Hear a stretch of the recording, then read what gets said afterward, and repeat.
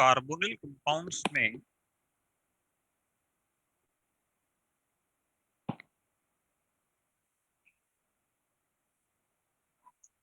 Ammonia के साथ जो रिएक्शन होती है, एक simple condensation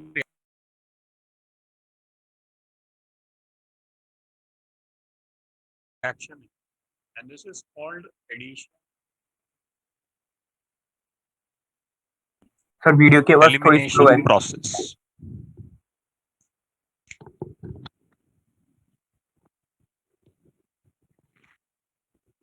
It's called addition elimination process. Hello, I think now the sound will be more clear, है ना? अब क्लियर आएगी, चिंता मत करो।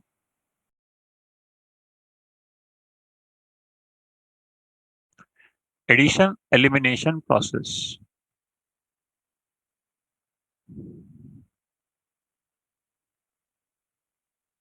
सिंपल, ये O और ये H2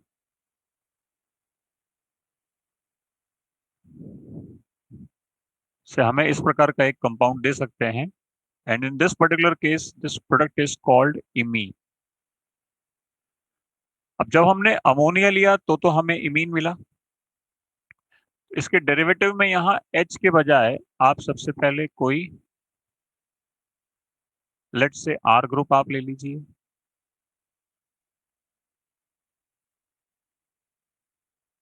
OH ले सकते हैं, दूसरा एक अमीन ले सकते हैं, तो इसको हाइड्रेजीन बोला जाएगा। फिर तो रिएक्शन में जो प्रोडक्ट आप बनाते हैं वो ऐसा है। This is called shift base और स्किफ बेस, कोई भी वर्ड यूज कर सकते हैं। इसके अंदर वापस वही -H2O जब आप लेंगे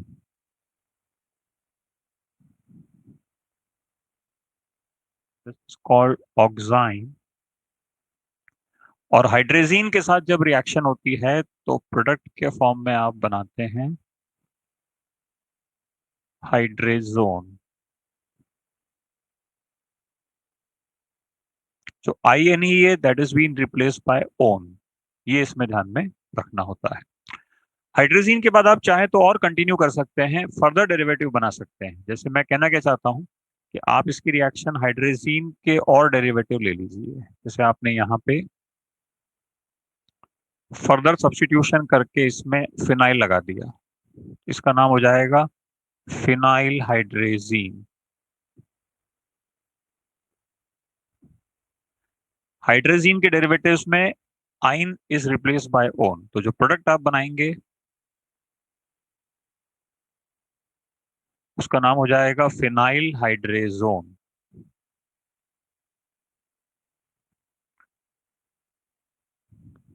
इसी के अंदर अगर आप दो NO2 ग्रुप लगा देते हैं, the colour becomes yellow, and this is called 2,4 dinitrophenyl हाइड्रेजीन।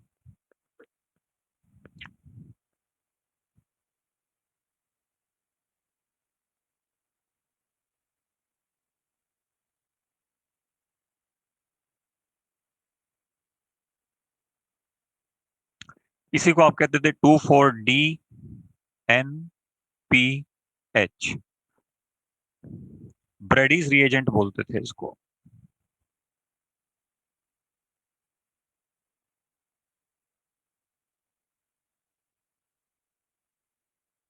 Colour yellow.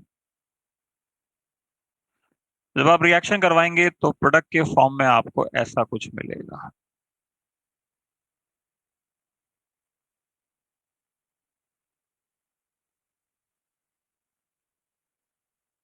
और इसका कलर जनरली ऑरेंज होता है। कुछ लोग इसका कलर ऑरेंज येलो बता देते हैं, बट वो गलत है। ऑरेंज कलर के क्रिस्टल मिलेंगे इसमें। ऑरेंज येलो इसलिए होता है क्योंकि रिएक्शन कंप्लीट नहीं होगी तो ये येलो बचा रह जाएगा ना, उसकी वजह से ये येलो ऑरेंज कुछ लोग कह देते हैं। बट वो टेक्निकली स्पीकिंग गलत ही माना जाता है। आप चाहें तो लिख लें येलो ऑरेंज।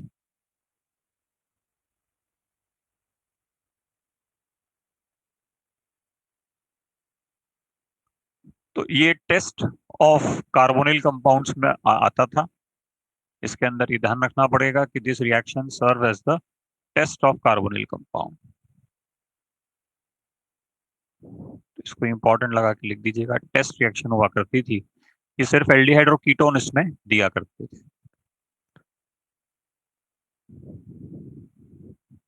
हाइड्रोजीन में यहाँ अगर आप एक NH2 ग्रुप लगा दें अमाइड फॉर्म में CONH2, तो भी सेम रिएक्शन होगी। यहाँ से H2 और यहाँ से O बाहर आ जाएंगे, -H2O।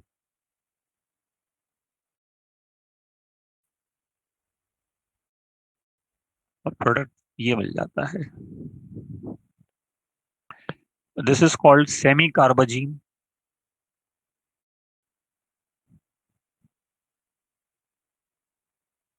तो अगेन जीन शब्द है, तो the product name will be semi कार्बाजोन।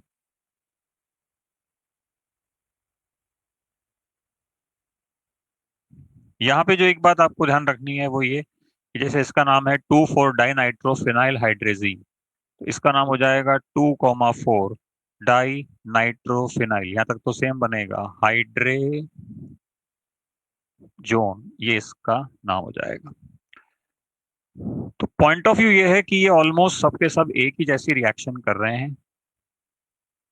सारी अमोनिया डेरिवेटिव्स की रिएक्शन है, क्योंकि अमोनिया डेरिवेटिव बेसिकली अमोनिया का जो एक हाइड्रोजन है वो यहाँ कभी हमने R से रिप्लेस किया, फिर OH से, फिर NH2 से, तो हाइड्रोजीन नाम हो गया। फिर उसमें भी फर्दर सब्स्टिट्यूशन करके और डेरिवेटिव बनाए, तो ये हम अलग अलग ग्रुप यहाँ पे लगा रहे हैं।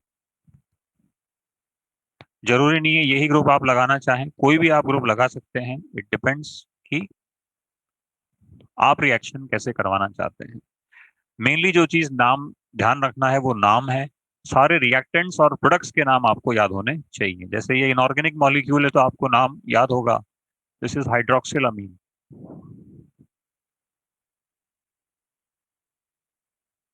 ये तो सिंपल अमीन है, प्राइमरी अमीन है। दिस इज हाइड्रेजीन, बाकी सबका नाम मैंने लिख दिया है। तो ये लिस्ट बड़ी इंपॉर्टेंट है, और आप ये मान के चलिए कि जॉइंट एंट्रेंस के अंदर इस लिस्ट पे से एक क्वेश्चन आवश्यक रूप से बनता है। अब अपन नेक्स्ट इसके मैकेनिज्म पे चलते हैं कि आखिर में ये अमोनिया डेरिवेटिव वाली रिएक्शन कौन से मैकेनिज्म से होती है। तो लेट्स से आपके पास एल्डिहाइड या कीटोन कुछ भी है, और उसकी रिएक्शन आपने अमोनिया डेरिवेटिव के साथ करवा दी। तो एक काम करते हैं, अब हम इस अमोनिया डेरिवेटिव को जनरलाइज कर देते हैं, और यहाँ H के बजाय एक कोई भी ग्रुप ले लेते हैं, लेट्स से Z। तो यहाँ पे Z जो है वो ROH NH2 NHPH इस तरह से फंक्शन आउट कर सकता है। आप कोई भी रैंडम ग्रुप यहाँ पे ले सकते हैं। कैसे ये रिएक्शन होगी आइए वो देखते हैं।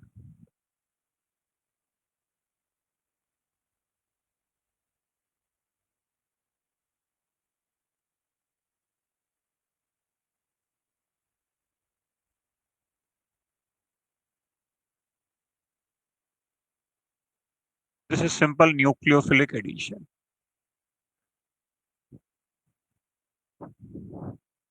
O- बनेगा, वो प्रोटोनेट हो जाएगा H+ में। ठीक है, तो यहाँ पे प्रोटोनेशन एक इंपॉर्टेंट पॉइंट है जो ध्यान रखना है अपने को, ये प्रोटोनेट हो गया।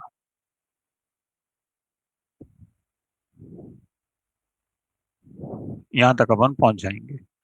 अब ये जो मॉलिक्यूल है, आप जब इसे हीट करते हैं ना, नाइट्रोजन के लोन पेयर ने अटैक किया तो उस पर चार्ज पॉजिटिव आएगा। उसको हटाने के लिए H+ रिमूव हो जाता है, तो मैंने वो वहीं कर दिया, या मैंने उसके लिए अलग से एक स्टेप अब लिख दिया।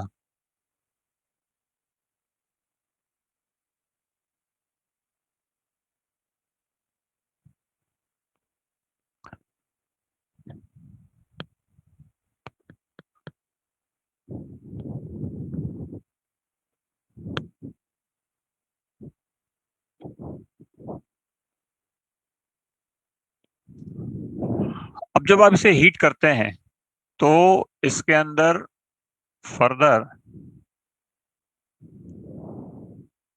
ये एलिमिनेशन प्रोसेस हो जाता है। प्रोडक्ट आपको ये बनेगा एंड दिस इज कॉल्ड, जो हम कहते थे कि सिंपल आप -H2O कर दीजिए, यहां से H2 और यहां से O, तो ऐसे आप सिंपल -H2O कर दीजिए। एडिशन एलिमिनेशन प्रोसेस हो जाता है। First step is nucleophilic addition and of course the second step is elimination of water. ये प्रोडक्ट अपने को इस प्रकार से बनता है। अब इस रिएक्शन के बारे में जो मोस्ट इंपॉर्टेंट पॉइंट है ना, वो ये है कि this reaction occurs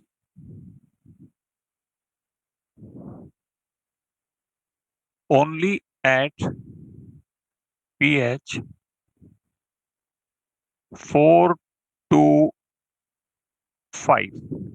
particular speaking 5 का मतलब ऐसा रिजिड pH नहीं होता है कि आप 5 ही ले सकते हैं। 5.5 5.6 तक भी आप इसको ले सकते हैं। 4 से 5 के बीच में जो pH होता है उसको आइडियलिस्टिक इसमें माना जाता है। इस pH पे ये रिएक्शन सबसे अच्छे होती है। तो 4 to 5 को हम लोग कह सकते हैं, और थोड़ा ब्रॉड स्केल पे लेके जाएं तो आप 6 तक खींच सकते हैं। 4 to 6 इसको लिखना ठीक रहेगा। That means mild acidic medium is needed.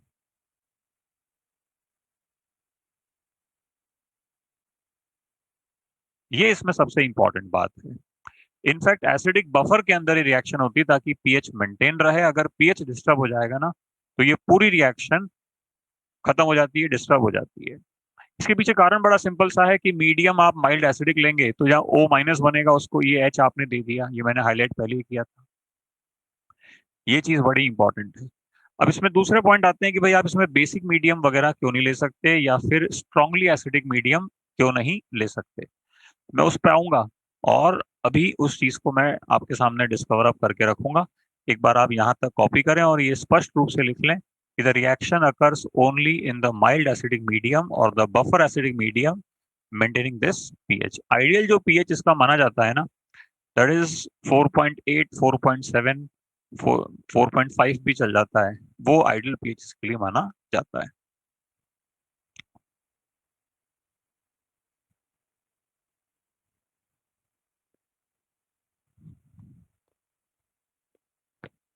जाता है ना, दैट इज 4.8 4.7 4.5। इसका स्क्रीनशॉट ले लीजिए आप। मान लीजिए कुछ अपलोड लेट हुआ या जब भी होगा तो आप लोग इसका स्क्रीनशॉट एक बार ले लीजिए। भी चल जाता है। वो आइडियल पीएच के लिए माना जाता है।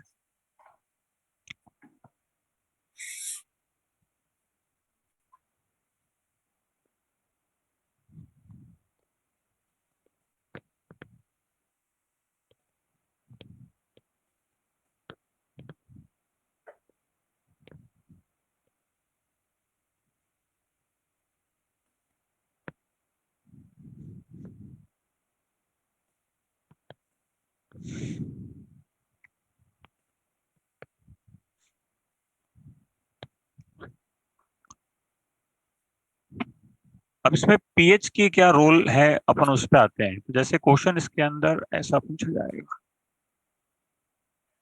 Acetaldehyde is made to react with,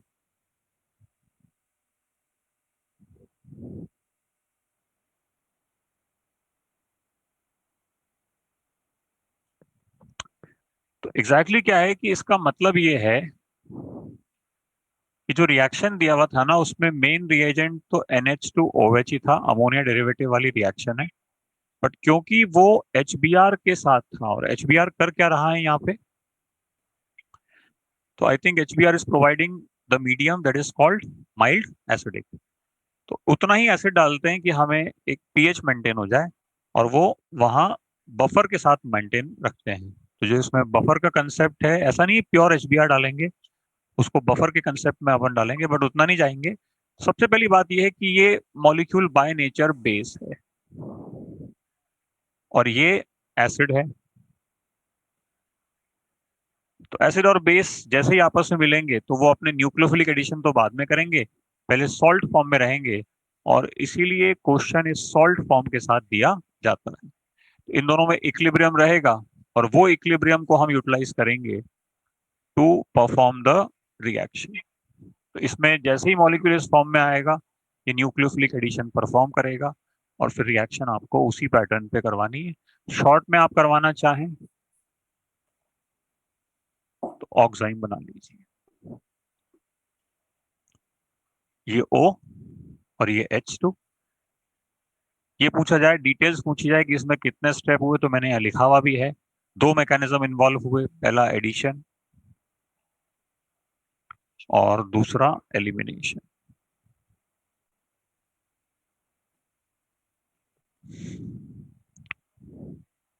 दूसरा पॉइंट इसमें एक बड़ा इंपॉर्टेंट है कि जो ऑक्साइम बनता है उसका आपको खास ख्याल रखना है कि it is showing geometrical isomerism. तो आपको जो प्रोडक्ट रिपोर्ट करने हैं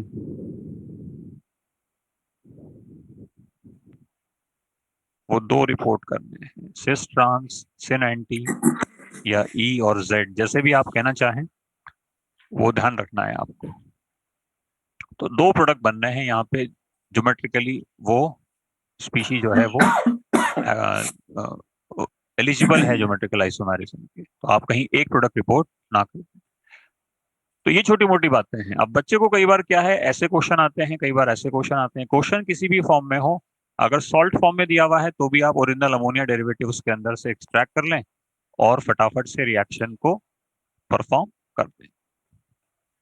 अब इसके अंदर कई बार क्वेश्चंस अलग पैटर्न पे बन जाते हैं। तो अलग पैटर्न क्या हो सकता है, मैं वो लिखता हूं।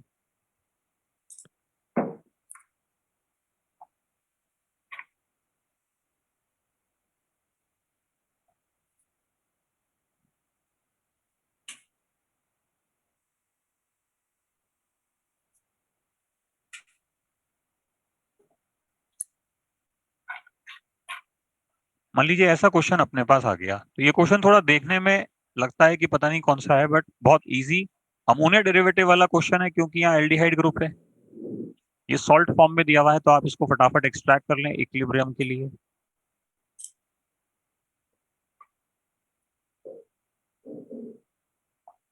और ये अमोनिया डेरिवेटिव में ये H2 और ये O दोनों मिलके प्रोडक्ट बना लेंगे। What do you think, product के बारे में क्या कहना चाहिए? वही दो प्रोडक्ट बनेंगे, ज्योमेट्रिकल आइसोमेरिज्म शो करेगा ना ये, तो वो पॉइंट ऑफ व्यू रहता है। ज्योमेट्रिकल आइसोमेरिज्म वैसे तो बच्चों को याद आ गया होगा, बट इन केस अगर आप वो रिकॉल नहीं कर पा रहे हैं, मैं बताता हूँ, यहाँ लोन पेयर रिस्पॉन्सिबल थे। इस प्रकार से ये जीआई शो करता था। इसको आप सिन कहते थे, इसको आप एंटी कहते थे। और थोड़ा रिवाइजन करवाएं आपका, तो ये मिथाइल और OH दोनों ऑपोजिट तरफ हैं, तो इसको अपन कहते थे कि ये ई आइसोमर है, और वो फिर जेड आइसोमर हो जाएगा, तो दोनों बनेंगे। इसी प्रकार यहाँ पे भी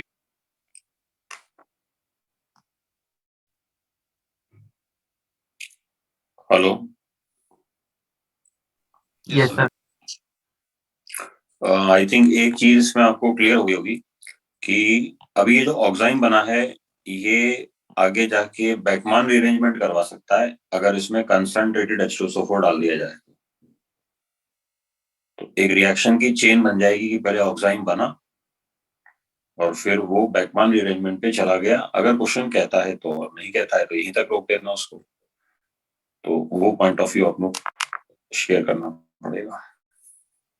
सेम बात करेंगे कि ये E plus Z geometrically viable है, और दूसरी बात, इसका नाम फिनाइल हाइड्रेजोन होगा, तो इसको बोलते हैं हम लोग हाइड्रेजोन प्रोडक्ट।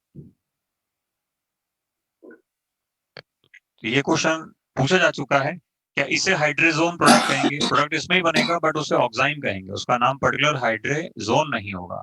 हाइड्रेजोन वर्ड तभी आप लगाएंगे जब वो हाइड्रेजीन के डेरिवेटिव से बना हो।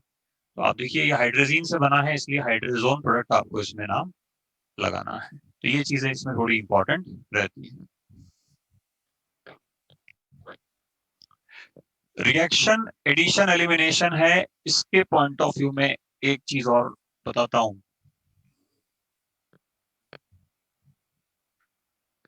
जैसे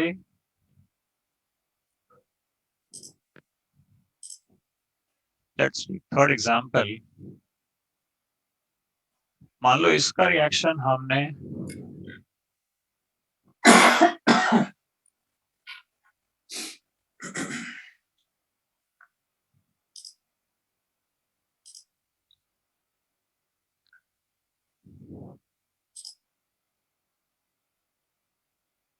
तो यहां लिख देता हूं मैं ऊपर,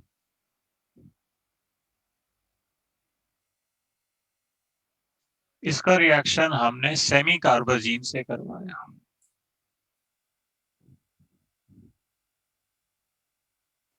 अब पॉइंट ये बनता है कि भाई सेमी कार्बाजीन जो है वो यहां से भी -H2O कर सकता है और यहां से भी कर सकता है, दिस पर्टिकुलर हाइड्रोजन। तो कौन से वाले हाइड्रोजन से -H2O होगा या दोनों तरफ से हो जाएगा, वो पॉइंट है।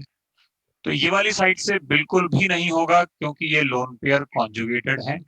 और आपको ये ध्यान रखना है कि रिएक्शन का फर्स्ट स्टेप न्यूक्लियोफिलिक एडिशन है ऑन कार्बोनिल।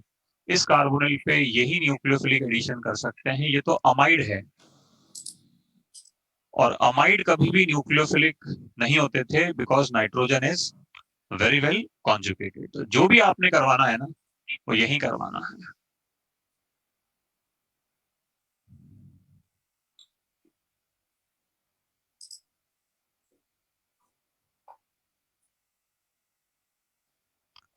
प्रोडक्ट को अपन नाम दे सकते हैं सेमी कार्बाजोन प्रोडक्ट बन जाएगा। और अगर आप इसको एक्सेस में लेते तो भी ये यहां से रिएक्शन नहीं करता, amides are inert for this reaction. ये बात आप इसमें क्लियरली नोट कर लीजिएगा। तो ये अमोनिया डेरिवेटिव वाले कुछ रिएक्शंस हैं।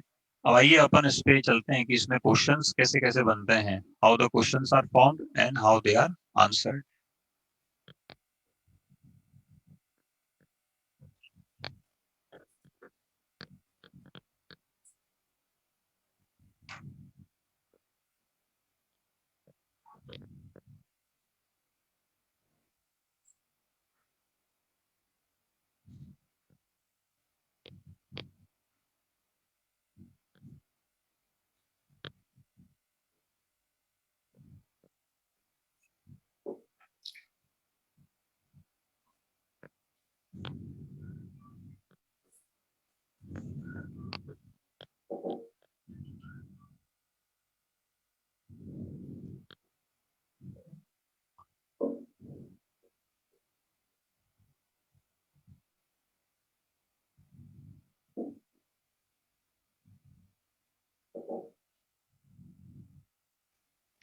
Okay, let's take it symmetrical. मान लीजिए हमारे पास ऐसा एक क्वेश्चन आ जाता है,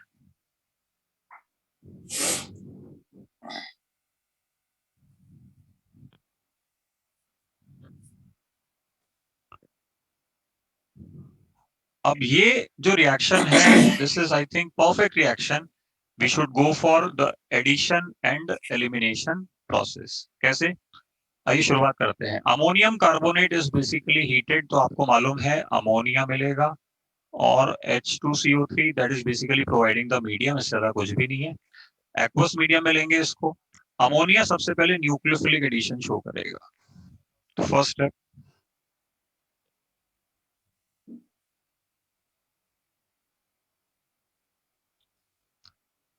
एक न्यूक्लियोफिलिक एडिशन और हो सकता है क्योंकि अभी भी अमोनिया डेरिवेटिव ही है।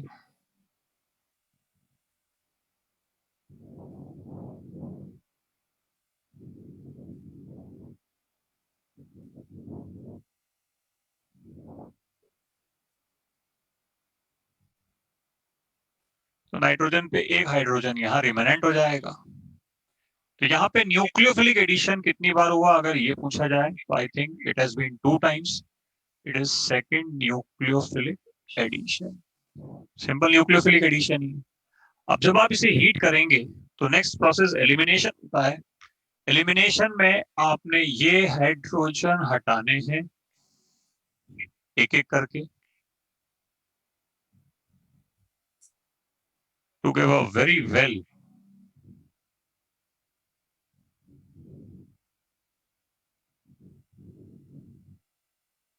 aromatic product। अब आप स्टैंडर्ड मैकेनिज्म और उसमें डिफरेंस देखेंगे तो यहाँ कार्बन से अटैच हाइड्रोजन रिमूव हुआ है और वो थोड़ा डिफिकल्ट होता है, फिर भी रिमूव हुआ क्योंकि प्रोडक्ट स्टेबल बन रहा है। जबकि स्टैंडर्ड मैकेनिज्म के अंदर नाइट्रोजन वाला हाइड्रोजन हमने रिमूव किया था। तो स्टैंडर्ड मैकेनिज्म से थोड़ा डेविएशन तब चल सकता है जब हमारा प्रोडक्ट एक्सक्लूसिवली स्टेबल हो, एक्स्ट्रा ऑर्डिनरीली स्टेबल हो। वो अपन ने यहाँ पे देखा। तो 2 बार एलिमिनेशन हुआ, 2 बार न्यूक्लियोफिलिक एडिशन हुआ, अपने को इसको मैकेनिस्टिकली ही करना पड़ा। नेक्स्ट क्वेश्चन अगर मैं आपके लिए लूं तो उसको जरूरी नहीं है कि अपन मैकेनिज्म से लेके चलें। जैसे मान लीजिए ऐसा कोई क्वेश्चन आ जाता है,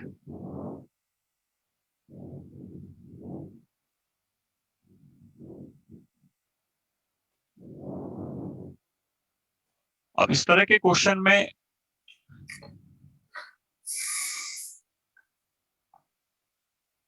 हाइड्रोजनियम सल्फेट लिया है आपने,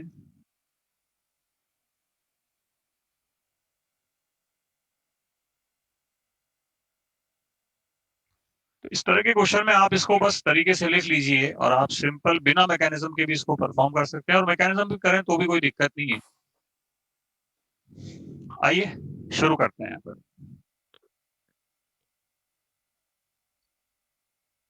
इट ऑल डिपेंड्स कि क्वेश्चन को आप टैकल कितना अच्छे से कर पाएंगे। ये क्वेश्चन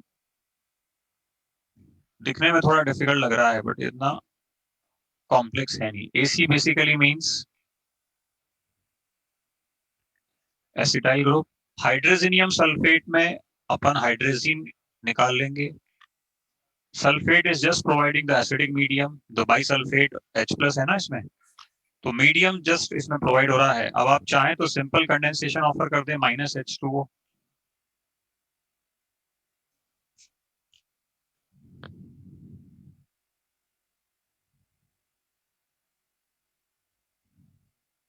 और यहां से भी -H2O। ये चाहें तो फिर इस लोन पेयर का अटैक इस पे करवाएं, इस लोन पेयर का अटैक इस पे करवाएं।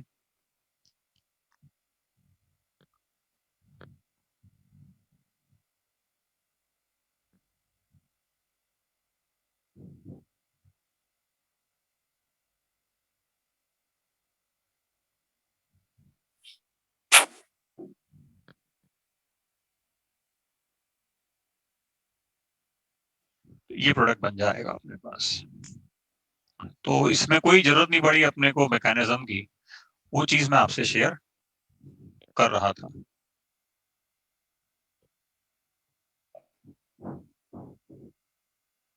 Again the product is aromatic. ये जो दूसरी वाली रिंग है ये भी हीट्रो एरोमेटिक अपने को बन गई है। तो ऐसे क्वेश्चंस चल जाते हैं and I think all of them are easy questions. बहुत इजी गोइंग क्वेश्चंस हैं तो वो अपने को ध्यान में रखना होता है। अब अमोनिया की जो रिएक्शन जो हमने पढ़ी वो ऐसा नहीं है कि सारी स्ट्रीमलाइन चलती हैं, कुछ रिएक्शंस बहुत अलग आती हैं। उनमें एक रिएक्शन बड़ी फेमस है और वो है फॉर्मल्डिहाइड की अमोनिया के साथ रिएक्शन।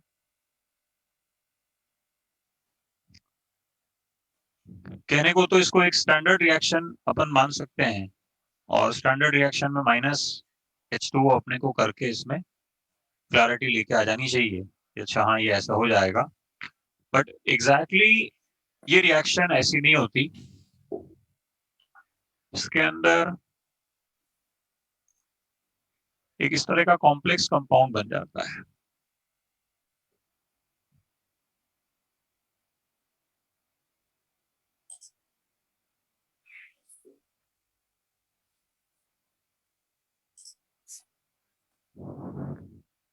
So this is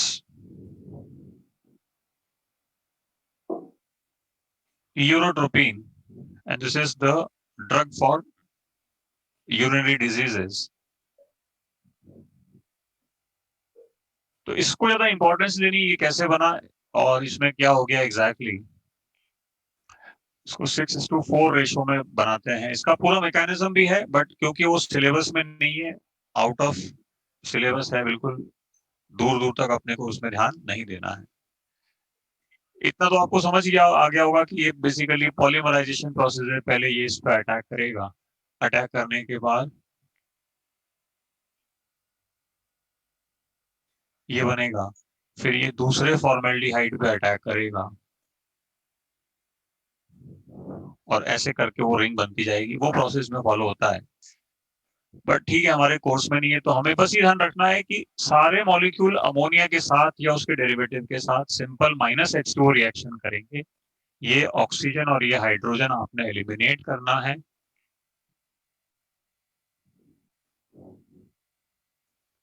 इन दोनों का एक, जिसको कहते हैं ना, स्पेसिफिक केस है कि फॉर्मेल्डिहाइड और अमोनिया दोनों मिलके कई बार कुछ अलग ऐसा एक कॉम्प्लेक्स ड्रग का निर्माण कर लेते हैं। यहां तक कॉपी करें आप फटाफट इसको।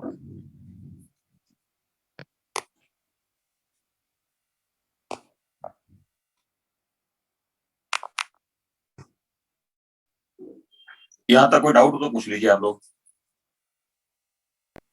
वाटर कैसे निकलता है कौन से स्टेप में? लास्ट एलिमिनेशन स्टेप में? सर जो आपने पहले मैकेनिज्म बताया था, वो वाटर मतलब कौन से उससे निकल रहा है, किस मैकेनिज्म से? वाटर कौन से मैकेनिज्म से निकलेगा इसमें? मीडियम एसिडिक है ना, तो कैटायन तो इसमें बनेगा नहीं।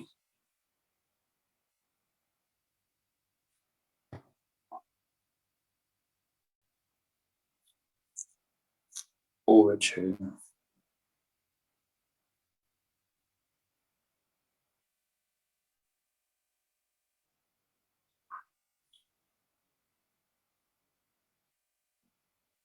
थर्मल एलिमिनेशन है ये, मतलब आप हीट कर रहे हैं तो वाटर इसलिए निकल रहा है क्योंकि प्रोडक्ट के अंदर कॉन्जुगेशन है। इवन इसको मान नहीं सकते क्योंकि कैटायन यहाँ बनेगा नहीं। एक बार कैटायन बना के देखें क्या? 1 मिनट रुको यार।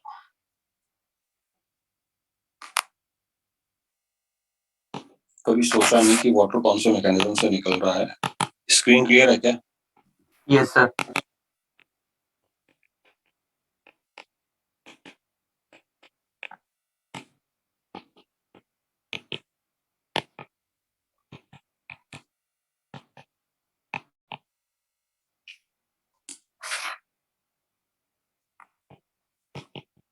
E1 से निकल रहा है, कैटायन स्टेबल बनेगा ना यहाँ पे। Yes sir, mild acidic medium. हाँ, E1 से निकल रहा है। चलिए, एनी मोर डाउट्स?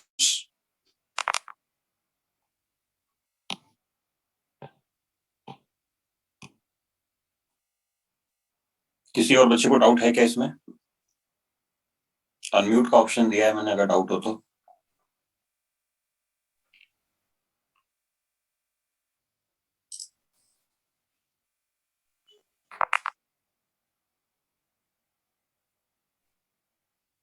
चलिए,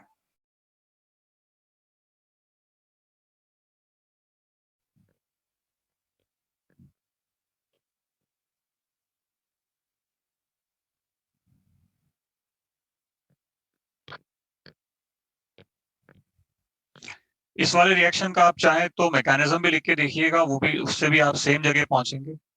सो देयर इज नो डिफरेंस कि आप इस रिएक्शन को मैकेनिज्म से करें या सीधे करें।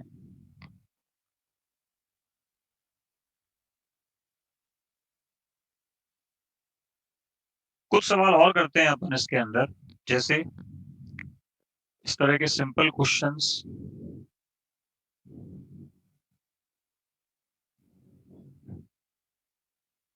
कई बार ज्वाइंट एंट्रेंस के अंदर आपको देखने को मिलेंगे।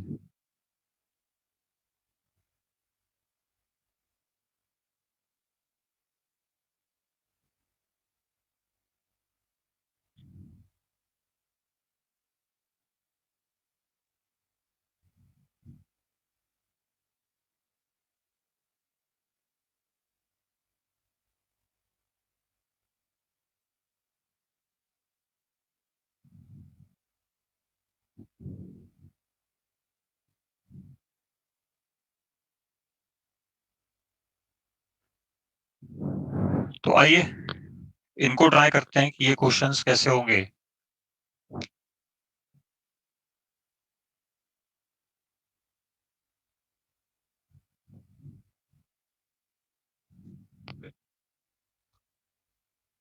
ओजोन ऑब्लिक जिंक, सबसे पहले तो ऑफ कोर्स ओजोनोलिसिस परफॉर्म कर लीजिए आप।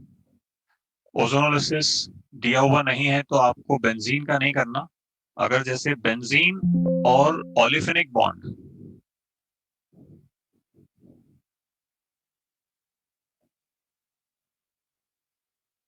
ओलिफेन मींस एल्कीन, दोनों एक साथ दिए हुए ना तो आप सिर्फ एल्कीन का ओजोनोलिसिस प्रेफर कीजिए।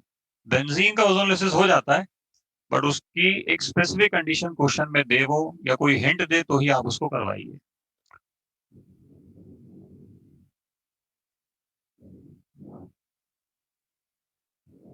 यहां तक पहुंचेंगे। अब अमोनिया के साथ आप चाहें तो मैकेनिज्म से बढ़ें। पहले आपने यहां अटैक करवाया,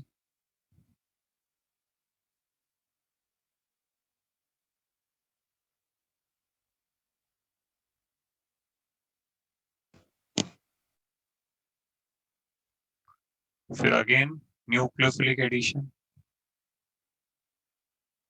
चाहे तो सीधे भी कर सकते थे, बट इसका मैकेनिज्म लिख के दे दिया है मैंने आपको। यहां तक पहुंच जाएंगे। अब लास्ट में जब आप -H2O करेंगे ना, तो एक बार तो ये एलिमिनेट होगा, एक बार यहाँ जो हाइड्रोजन है वो एलिमिनेट होगा। तो इसको मैकेनिज्म से करना ही ठीक रहा। 3 पाई बॉन्ड तो पहले से थे, एक यहाँ लग गया, एक यहाँ लग गया।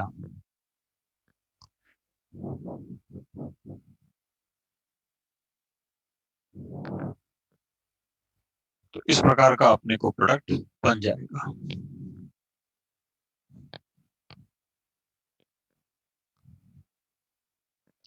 तो ये चीजें ध्यान रखनी है। अगेन हीट्रो एरोमेटिक प्रोडक्ट यहाँ पे देखें तो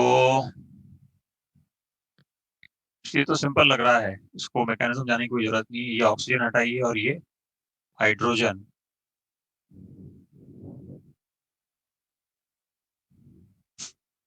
तो प्रोडक्ट के फॉर्म में आपको ऐसा कुछ बन जाएगा।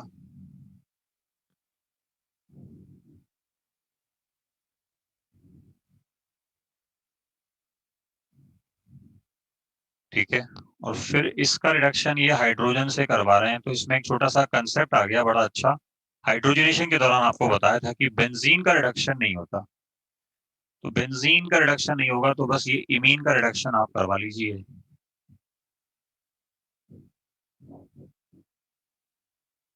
तो आपको ये प्रोडक्ट बन,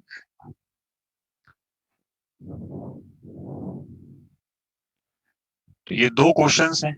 तो all of them belongs to the common category ammonia derivatives. Ammonia derivatives में आपको ये ध्यान रखना है, इसके अंदर कुछ अच्छे क्वेश्चंस और बनते हैं, फिर वो अपन रेगुलर क्लासरूम प्रोग्राम में करेंगे। फिलहाल ये दो इंपॉर्टेंट रिएक्शन थी, जैसा कि मैंने आपको इनिशियल लेक्चर के अंदर कहा था। The first one was, I must say, एसिडल formation, very important. Ammonia derivatives भी काफी पूछा जा रहा है, इसके अंदर नॉमेनक्लेचर, पीएच, इस तरह की रिएक्शंस को पीएच कंट्रोल रिएक्शंस बोलते हैं। पीएच कंट्रोल का मतलब ये है कि रिएक्शन का एक सर्टेन पीएच होगा तभी ये होंगी। पीएच ज्यादा होना तो परेशानी है ही सही, कम होना भी परेशानी है, क्योंकि जैसे मान लीजिए अगर स्ट्रांगली एसिडिक मीडियम आपने ले लिया, तो स्ट्रांगली एसिडिक मीडियम में मान लीजिए आपने इसकी रिएक्शन करवा दी इसके साथ, वैसे तो सिंपल आप कहोगे सर ये O और H2 हटा लीजिए, -H2O करके प्रोडक्ट बना लें। बट अगर आपने इसमें कॉन्सेंट्रेटेड HCl या H2SO4 ले लिया, दैट मीन स्ट्रांगली एसिडिक 3 या 2 पीएच ले लिया, तो ये परमानेंटली इस फॉर्म में रहेगा और इसी फॉर्म में स्टेबल रहेगा। इसका इस तरफ वापस कन्वर्जन संभव नहीं होगा। और भी सारे कॉम्प्लिकेशन होते हैं इसमें। ये मिनिमम कॉम्प्लिकेशन है जो ध्यान रखना है कि हमें बहुत माइल्ड एसिडिक पीएच चाहिए होता है, ताकि इन दोनों का हम यूज कर सकें, जब जिसका यूज करना चाहें उसका कर सकें। तो अभी के लिए इतना ही, और फिर हम जो फर्दर हमारी क्लासरूम प्रोग्राम है उसके अंदर कंटिन्यू करते रहेंगे। That is all. Thank you.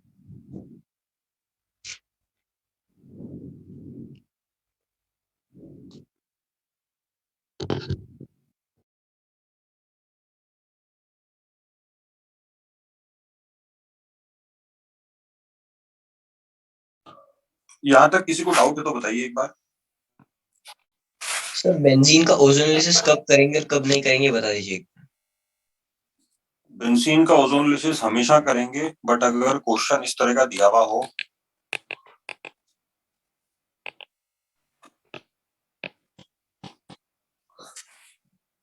और ऑप्शन में ऐसा हो तो ऑफ कोर्स नहीं करेंगे। ये आया हुआ है आईआईटी में।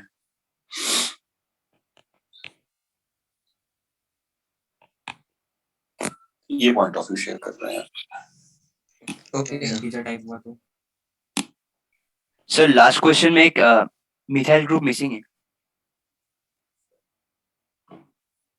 कहाँ पे मिथाइल लगेगा इसमें? सर वीडियो वाले में। तो वो आप देख लें, आप छोटा मोटा भी समझ होता है ना। सर वो जो आपने परकेंट रिएक्शन कर रहा है इसमें ACO माइनस का क्या रोल होता है? ACO माइनस ही तो अल्फा एच हटा रहा है, एक्टिंग एज वीक बेस। दूसरा मतलब उसकी जगह वही बार लिया, जैसे मतलब ACO के साथ ACO माइनस ही लिया और कोई बेस भी तो ले सकते थे। और कोई बेस आप नहीं ले सकते, क्योंकि जैसे मान लो ये लिया, अब आपने इसमें NaOH लिया तो वो इसको तोड़ देगा मॉलिक्यूल को। और तो ये भी इसको तोड़ सकता है, पर उससे कोई फर्क पड़ेगा नहीं, क्योंकि उससे वापस से वही मॉलिक्यूल बन जाएगा। Okay sir. अब क्या होगा कि भाई इसके अंदर फिर ये इसका अल्फा एच रिलीज करवा देगा। आई कुछ बात समझ में? ये सर ताकि ऐसे बेस से कोई नुकसान नहीं हो, कोई चीज बन जाए। क्लेजाइन एस्टर पढ़ाया था ना मैंने कल क्लास में, उसमें बेस क्या लिया था? ETO minus. क्यों लिया था? क्योंकि ये SN2TH ना कर पाए। देखो आप SN2TH से क्या प्रोडक्ट बन रहा है? वही सेम सेम बन जाएगा। प्रोडक्ट। सेम बन रहा है। तो अब आपका ETO minus will go for alpha H and that is called, नाम बताओ रिएक्शन का। Claisen reaction. Claisen ester condensation. इसमें भी क्वेश्चन बनता है कि if in Claisen NaOH is taken, तो बताओ यस और नो। नहीं होगा, वो उसको तोड़ दे।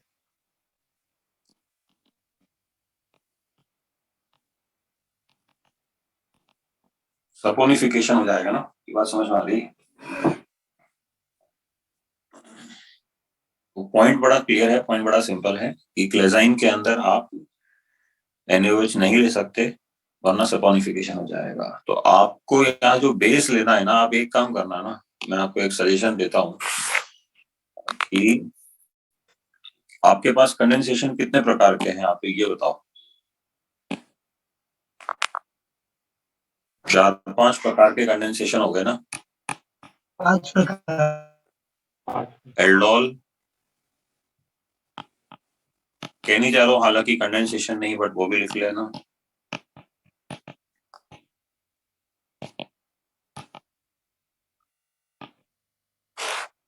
ठीक है, ये मोटे मोटे 4-5 प्रकार के कंडेंसेशन है।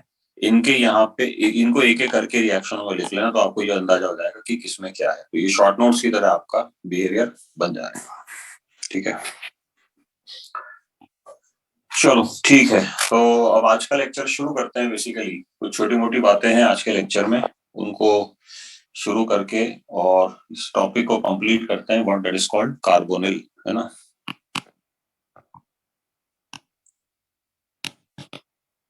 नेक्स्ट हेडिंग डालिए हाइड्रेशन।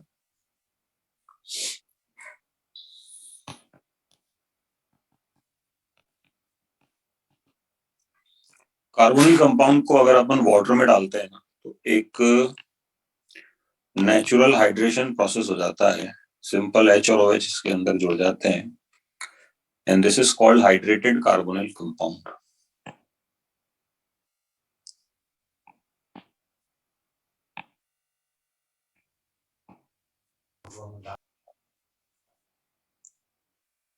अब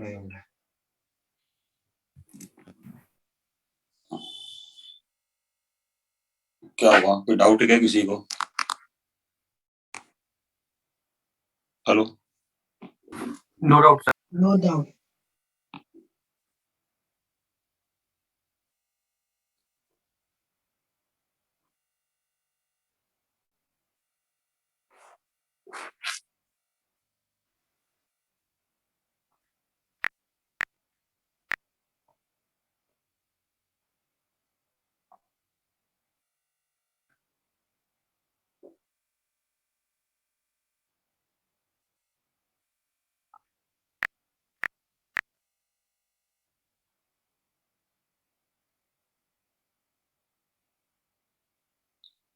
कौन है ये शाहीन सिंह? हटा देंगे इसको? अच्छा ठीक है, खुद ही भाग गया वो तो।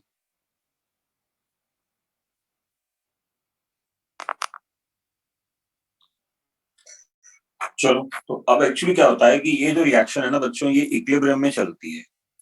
और to share with you a very important information, formaldehyde के लिए ये रिएक्शन का इक्विलिब्रियम कांस्टेंट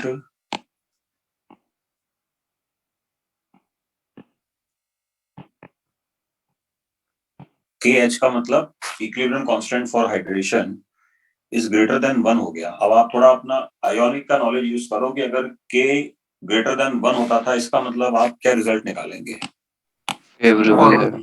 आगे चली जाएगी रिएक्शन ज्यादा। प्रोडक्ट स्टेबल हो जाएगा। तो ये उस चीज का वायलेशन मान लेते हैं हम लोग, जिसको हम कहते थे कि भाई एक कार्बन पे 2 OH नहीं रह सकते। बात तो सही है कि वो एक जनरल रूल है, नहीं रह सकते, बट फॉर्मेल्डिहाइड पे रह जाते हैं।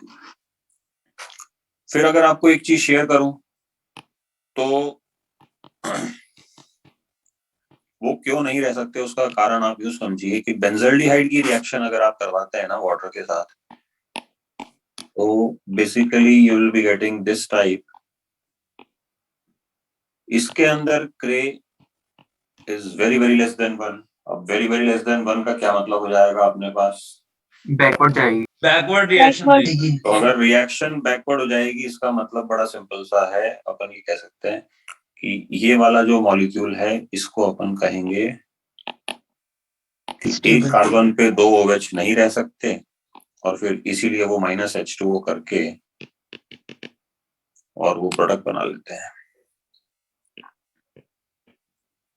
-H2O करके वो प्रोडक्ट बना लेते हैं। तो अब एक्चुअली पॉइंट इसके अंदर ये आता है कि भाई एक कार्बन पे 2 OH कब रहेंगे और कब नहीं रहेंगे, या ये रिएक्शन का इक्विलिब्रियम कांस्टेंट कब ज्यादा होगा और कब कम होगा। तो इस रिएक्शन को आप ध्यान से देखो। आई थिंक इसका मैकेनिज्म क्या हो जाएगा? Addition of nucleophile. Nucleophile. AN कहते थे इसको अपन, न्यूक्लियोफिलिक एडिशन।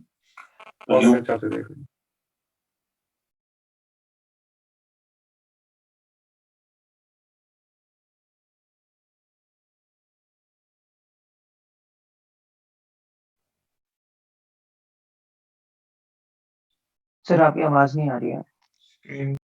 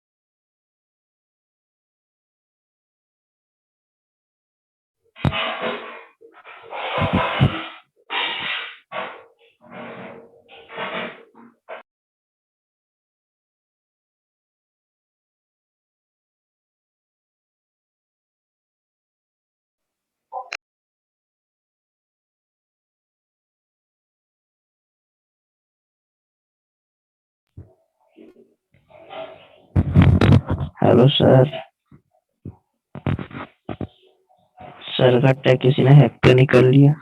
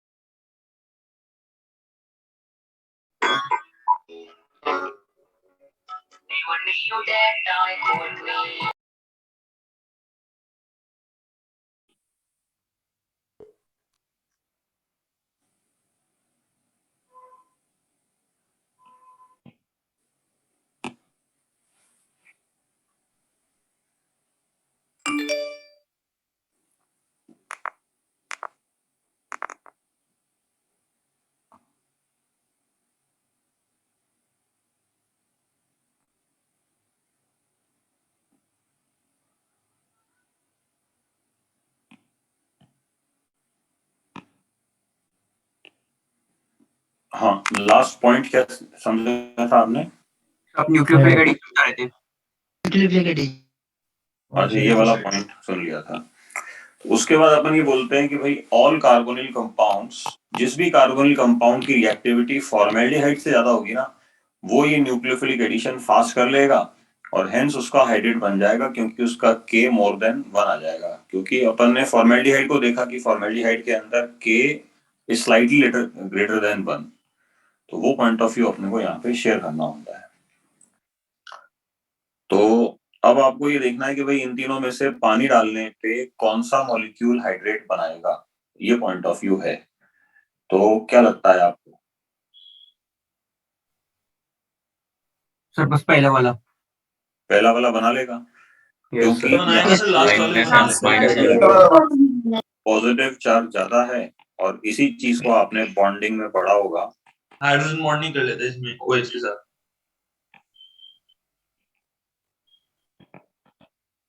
तो ये H बॉन्डिंग हो जाएगी ऐसे। H बॉन्डिंग तो इसका एक सबऑर्डिनेट फैक्टर है, मेन फैक्टर है कि वो पॉजिटिव चार्ज आता है, तो उसके बाद ये हाइड्रेट नहीं बनाएगा। ये बड़ा इंटरेस्टिंग केस है, इसमें 3 कार्बोनिल है, तो मेरे हिसाब से ये वाले नहीं बनाएंगे क्योंकि इसमें पॉजिटिव चार्ज कम है। बट बीच वाला बना लेगा, तो इसका नाम होता है निनहाइड्रिन।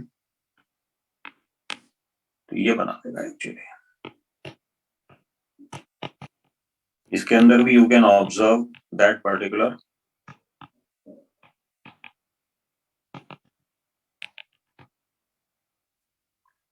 ये चीजें इस प्रकार से चलती हैं भाई। अब इसके अंदर अगर मैं और आपको एग्जांपल दूं, तो एक अच्छा एग्जांपल मुझे कुछ यूं ध्यान आता है कि ये हाइड्रेट बनाता है और ये हाइड्रेट नहीं बनाता है।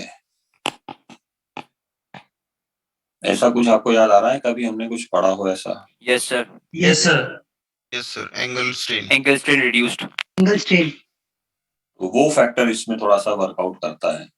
तो ये ऐसे क्वेश्चंस इसमें आ जाते हैं। तो आगे से अब अपने को ये ध्यान रखना है कि भाई ये जो स्ट्रक्चर्स है ना, ये स्टेबल भी हो सकते हैं और अनस्टेबल भी हो सकते हैं। इनको हमेशा ये कहना कि अनस्टेबल है, ये गलत हो जाता है, थोड़ा सा वो नहीं करना चाहिए आपको। They may be stable, they may not be stable, ऐसा चलेगा। वो डिपेंड करता है कि ये किस कार्बोनिल कंपाउंड से आए हैं। उस कार्बोनिल कंपाउंड की रिएक्टिविटी एक बार चेक कर लेना। ये मैं आपको तब बोल रहा हूँ जब कोई बहुत, जिसको कहते हैं ना कि पर्टिकुलर क्वेश्चन हो, स्पेसिफिक क्वेश्चन हो। जनरल बात पूछे तो जनरल में तो क्या कहोगे? बता देंगे पानी। अनस्टेबल। जनरल में तो अनस्टेबल ही रहेगा। अनस्टेबल रहता है। जनरल बोल रहा हूँ मैं आपको। बट अगर कोई स्पेसिफिक क्वेश्चन पूछ ले, जैसे कल को वो मान लो यही पूछ ले आपसे कि भाई एक काम करो, सारे काम छोड़ो और इसके बारे में बता दो, तो आप ऐसा नहीं कह सकते कि भाई अनस्टेबल होगा। इट इज फेयरली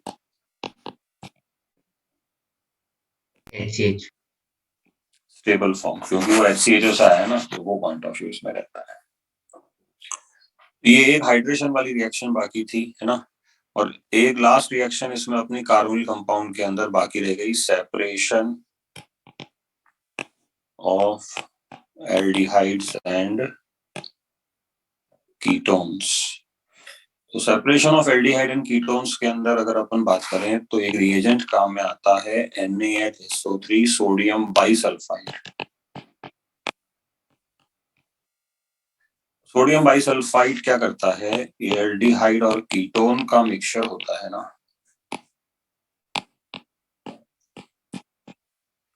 तो एल्डिहाइड के साथ अपना एक मिक्स एडक्ट बना लेता है। और फिर उसको आप हाइड्रोलाइज करके और वापस से एल्डिहाइड को रिफॉर्म कर सकते हो, ले सकते हो कि हाँ भाई ये अपने पास बन चुका है। तो ये कुछ छोटी सी बातें हैं जो अपने को समझ में आनी चाहिए। बस ये बात है इसमें, है ना। कीटोन उसी सॉल्यूशन में रह जाएगा। अब कैसे हो जाता है वो मैं आपको बताता हूँ।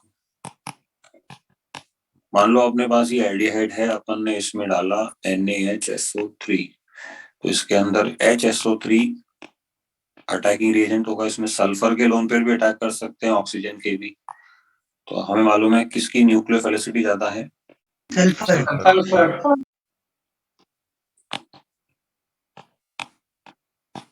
ये बन जाता है ना। इसमें एक इंटरनल एडजस्टमेंट होगा क्योंकि इसके अंदर ये वाला पार्ट एसिडिक है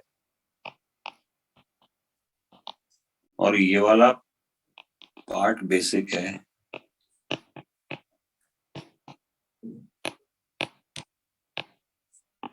इंटरनल एडजस्टमेंट होने के बाद अब क्या होगा कि आप इसको सॉल्ट फॉर्म में आइसोलेट कर लीजिए। आइसोलेट करके इसको अलग बीकर के अंदर ले लीजिए और अलग बीकर के अंदर आप इसको अब जब हाइड्रोलाइज करेंगे तो हाइड्रोलाइज करके ये वापस से आपको प्योर एल्डिहाइड दे देगा। दोनों मीडियम में ये हाइड्रोलाइज हो जाता है, आइदर इट इज एसिडिक और बेसिक। ये आपको थोड़ा सा समझना पड़ेगा कि चीजें इस प्रकार से चलेंगी। ठीक है, ये है ना। थीम क्या है रिएक्शन का कि मान लो यहाँ पे इसके साथ कोई कीटोन भी होगा तो वो रिएक्ट नहीं कर पाएगा। क्यों नहीं करेगा, ये अब आप समझदार हैं, आप जानते हैं। क्योंकि न्यूक्लियोफिलिक एडिशन की रेट एल्डिहाइड्स की बड़ी फास्ट होती है। यस सर, कीटोन्स की कम होती है। कीटोन्स की कम होती है, तो वो ये इस तरह का जो एडक्ट है वो नहीं बना पाएंगे। ये बात है भाई, इतनी सी बात है। चलो,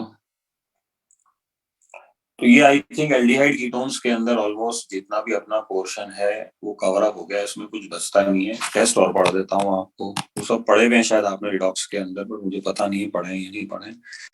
टेस्ट ऑफ एल्डिहाइड्स में 4 टेस्ट काम में आते हैं। टॉलेंस रिएजेंट, फिर Benedict solution, Chief.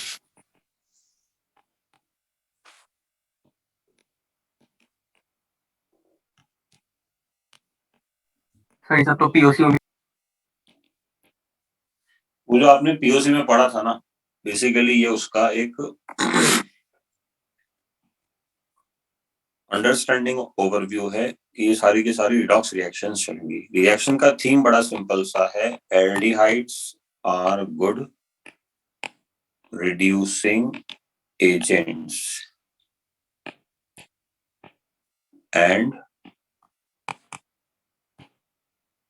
Ketones are bad. Ketones बड़े खराब रिड्यूसिंग एजेंट होते हैं, ये आपको समझ में आना चाहिए। और एल्डिहाइड्स बड़े ही अच्छे रिड्यूसिंग एजेंट होते हैं। आई थिंक ये कोई नई बात तो नहीं है। मैं आपसे एक चीज शेयर करता हूं कि इसकी रिएक्शन जैसे आपने करवाई थी K2Cr2O7 के साथ, और की रिएक्शन आपने करवाई थी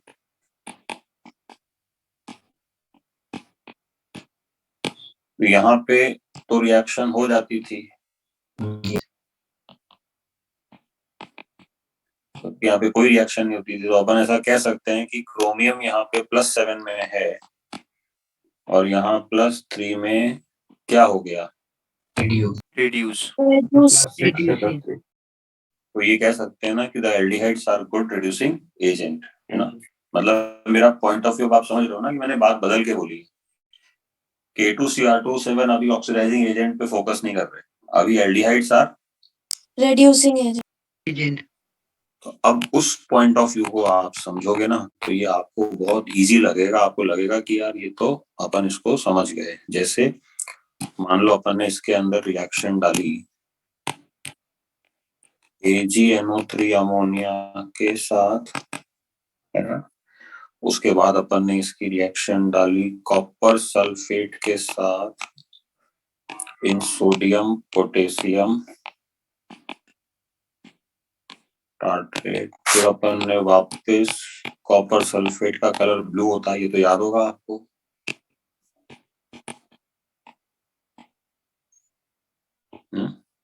नहीं, Yes, sir. Yes, sir. sir. और कॉपर सल्फेट बेस के अंदर है तो कलर और कैसा होगा, डार्क ब्लू। Intense color.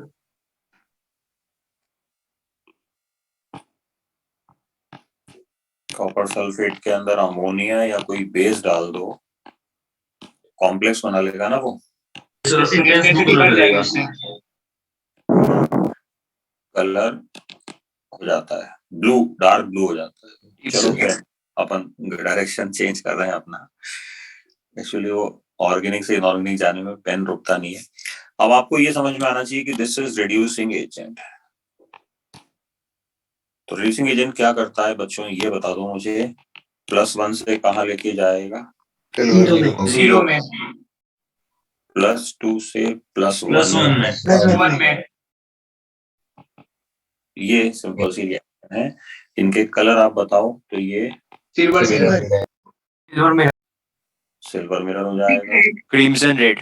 ये हो जाएगा क्रिम्सन रेड, थोड़ी होता है ये, Brick red होता है। ब्रिक रेड भी नहीं हो। मतलब रेड रेड मानेंगे अपन इसको, brown red, red brick red भी मान सकते हो।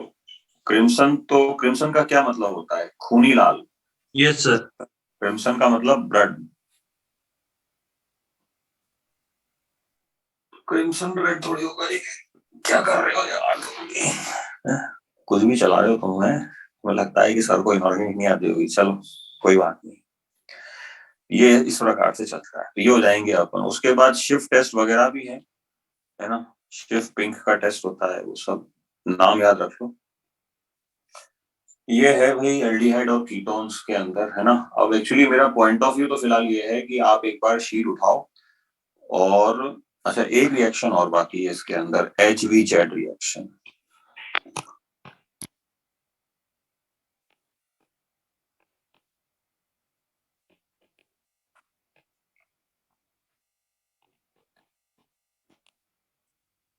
HVZ reaction is alpha halogenation of carboxylic acids। तो ये मतलब एक तरह से अपने को ये याद करनी है कि कोई भी कार्बोक्सिलिक एसिड होगा ना, तो उसकी रिएक्शन अगर आप करवाओगे red phosphorus in the presence chlorine और ब्रोमीन, तो ये H हटा के और क्लोरीन और ब्रोमीन लगा देता है। एक्सेस में लोगे तो अभी एक और है तो वो भी लगा देगा। क्लोरीन और ब्रोमीन के लिए इसका मतलब it is not for iodine. अब इसका मैकेनिज्म जो है वो टॉटोमेरिज्म से जाता है, मैकेनिज्म काम का नहीं है तो अपन समय उसमें वेस्ट नहीं करेंगे। कुछ लोग बताते हैं उनका जो भी अनुभव होता है, अपन उसको फॉलो अप नहीं लेंगे कि वो कैसे चलता है, बस अपन ये कहेंगे कि इसमें इतना ही इम्पोर्टेंट है। अच्छा, अल्फा हेलोजिनेशन जो है वो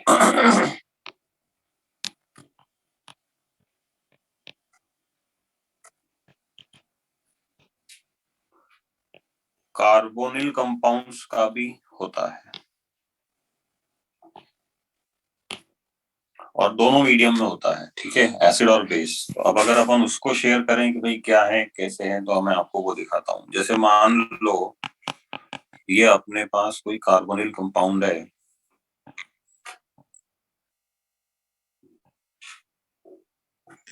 और अपन ने इसकी रिएक्शन करवाई किसी हेलोजन के साथ in the presence of acid, तो ये मोनो हेलोजिनेशन होता है।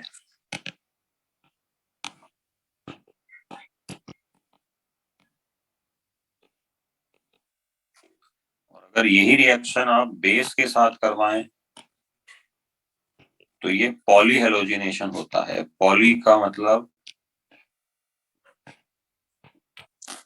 इसमें काफी सारे हैलोजेंस लग जाते हैं, जैसा कि आपने देखा। ठीक है, अब इसका मैकेनिज्म क्या होता है वो मैं आपसे शेयर कर लेता हूं। तो जैसे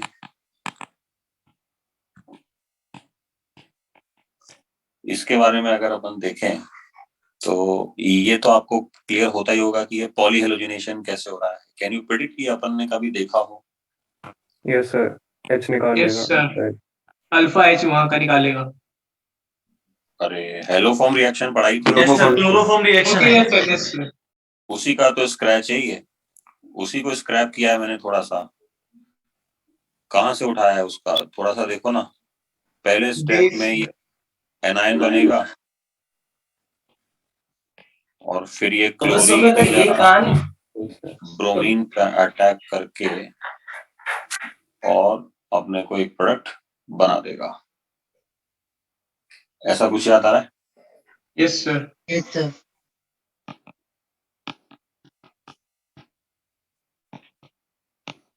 ऐसा बन जाता है, इसमें बड़ा क्लियर सी बात है ना। फिर ये पॉलीहेलोजिनेशन की तरफ चले जाएगा, बड़ी सिंपल बात है। एक्चुअली ये चीजें बता चुका हूँ बट सिर्फ इसलिए बता रहा हूँ ताकि कल को कोई क्वेश्चन आ जाए पेरिफेरल वे में तो आप ये बोल सकें कि दिस रिएक्शन प्रोसीड्स बाय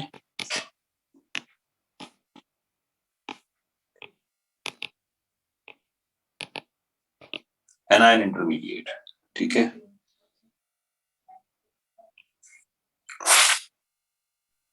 अब अगर यही रिएक्शन एसिडिक मीडियम में होगी तो कैसे होगी वो देखो आप। मान लो इस रिएक्शन को chlorine in the presence of acid buffer अगर आप करवाते हैं तो सबसे पहले तो HCl बेसिकली क्या करेगा, इस मॉलिक्यूल को टॉटोमराइज करेगा।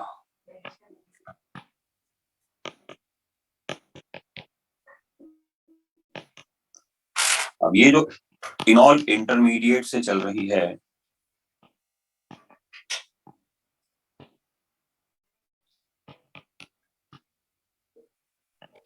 इसके अंदर स्टेप देखना।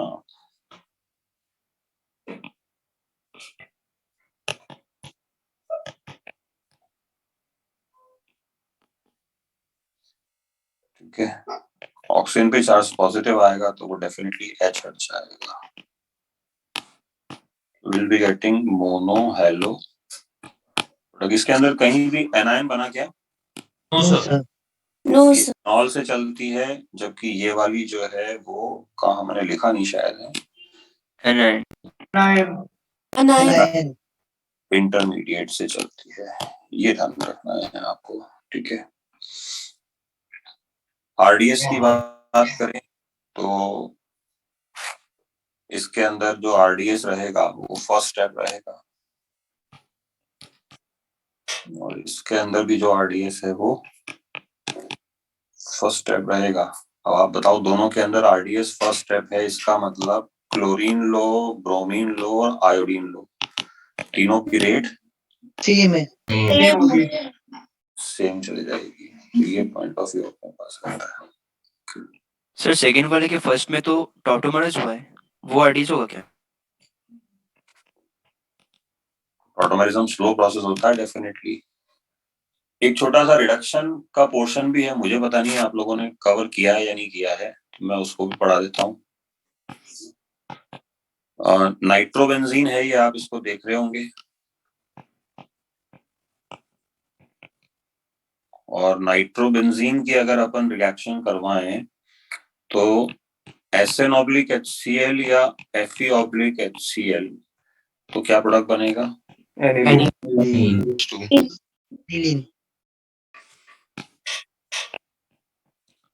ये हो जाएगा अपने पास। अब अपना मेन पॉइंट ये आता है कि अगर अपन इसकी रिएक्शन ऑफर करें जिंक के साथ in the presence of alcohol तो अलग प्रकार से रिडक्शन होता है। अगर जिंक के साथ करें in the presence of water तो अलग प्रकार से रिडक्शन होता है। और अगर ग्लूकोज लें एल्कलाइन ग्लूकोज,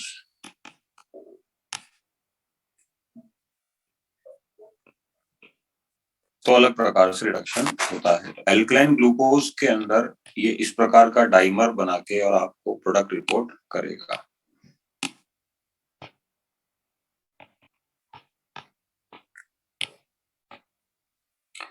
वाटर होगा तो ये कंपाउंड बनेगा। ये पढ़ा था क्या रिडक्शन के अंदर? नहीं sir. No, sir. No sir.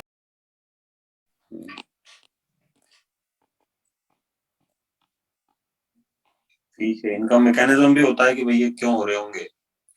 उस मैकेनिज्म में आई थिंक आप इतना तो अंदाजा लगा ही गए होंगे कि ये डाइमराइजेशन हो रहा है मॉलिक्यूल का, हर बार आप देख सकते हैं ना। The molecule is going double, that seems to be the idea. ठीक है भाई, ये बात है ना। इनका नाम आपने नहीं पढ़ा है तो नाम भी मुझे बताना है। नाम लिखो भाई इनका। इसको बोलते हैं अजॉक्सीबेंजीन।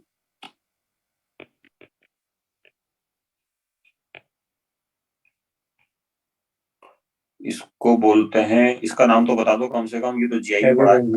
Azobenzene. एथोबेंजीन। अब अजोबेंजीन में एक एक हाइड्रोजन जोड़ दिया तो नाम क्या हो जाएगा? हाइड्रोजन।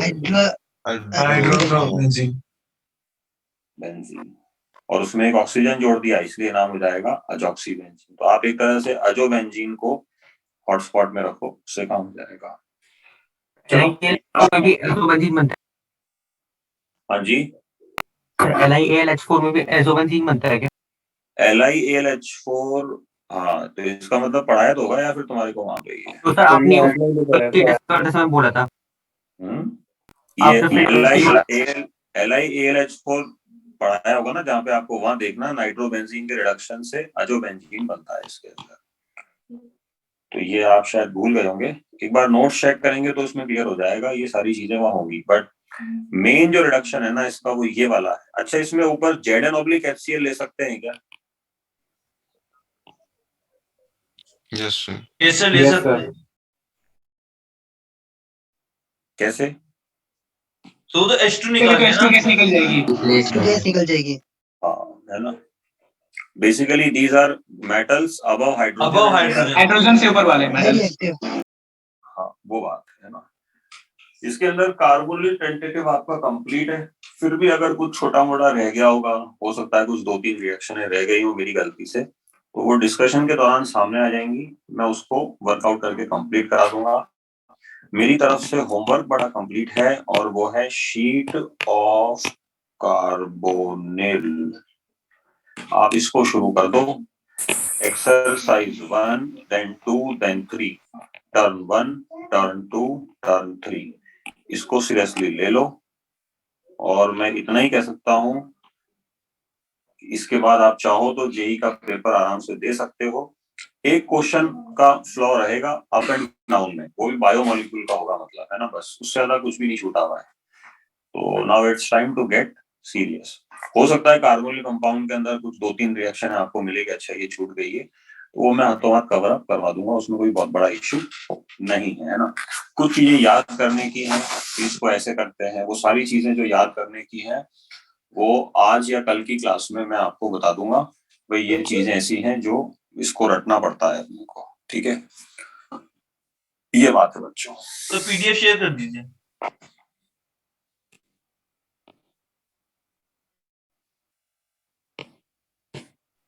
सर अजॉक्सीबेंजीन में दोनों नाइट्रोजन पे ऑक्सीजन रहेगा क्या?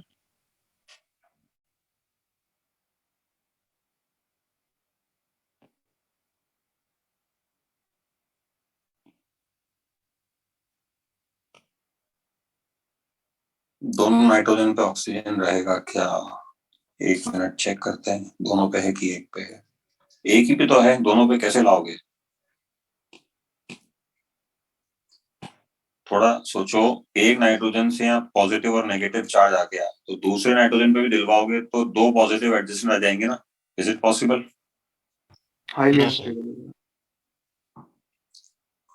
प्रिंस को भी ये रहता है कि चलो क्लास खत्म हो गई तो अब क्वेश्चन तो पूछूंगा ही पूछूंगा, है ना। मौलिक अधिकार है प्रिंस का कि और कुछ नहीं तो यही बता के जाओ, मगर बता के जरूर जाओ। ठीक है भाई, और पूछो फटाफट। सर ये जो अल्फा हेलोजिनेशन में जो बेसिक मीडियम में हम लोग HCHO प्लस OH माइनस ले रहे हैं सर, वहाँ हाइड्रेशन होके नहीं स्टेबल प्रोडक्ट बन सकता है? एक बार रिपीट कर दो क्वेश्चन। जो अल्फा हेलोजिनेशन में बेसिक मीडियम में अगर HCHO को ले तो सर वहां से तो फिर हम लोग को स्टेबल प्रोडक्ट मिल जाएगा ना, रिएक्शन फिर वो कैसे होगा?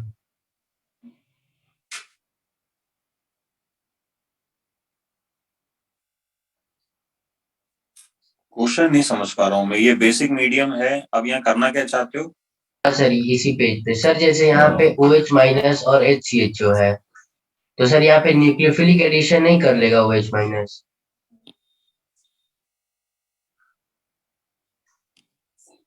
HCHO पे न्यूक्लियोफिलिक एडिशन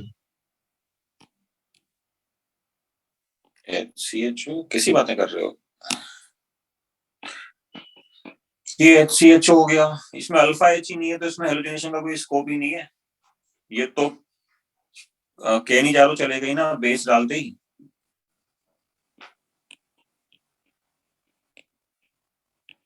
विद्या निवास सर, ये OH दो, एक कार्बन पे 2 OH जो लग जा रहा है वो कह रहे हैं। हाँ तो एक एक स्टेप करके चलो। सबसे पहले तो ये बताओ कि अल्फा हेलोजिनेशन वाला टॉपिक यहाँ आता है या नहीं आता है, यस और नो? यस।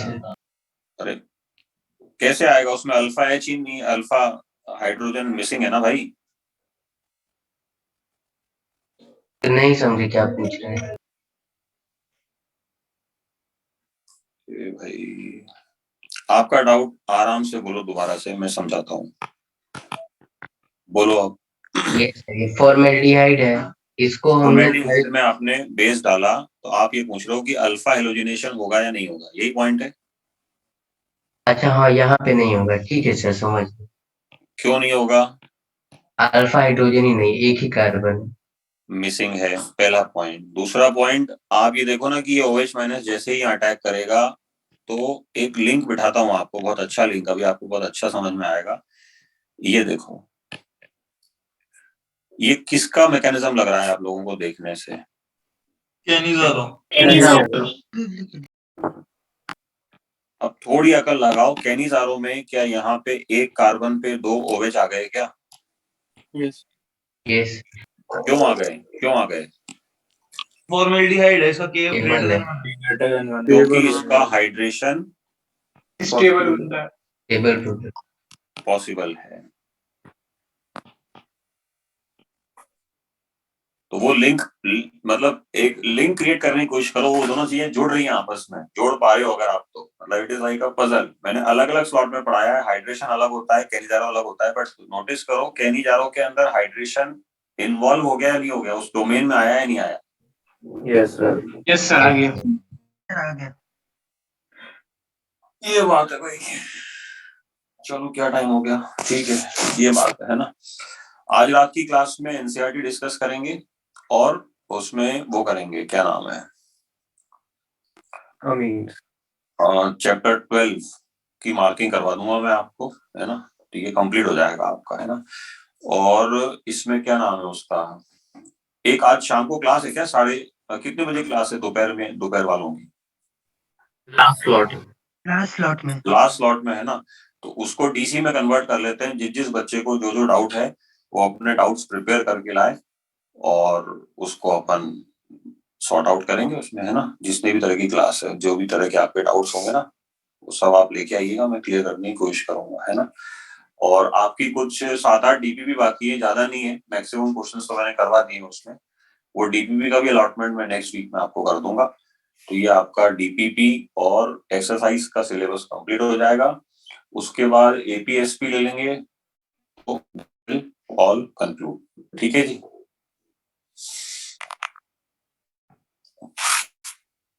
ये बात है,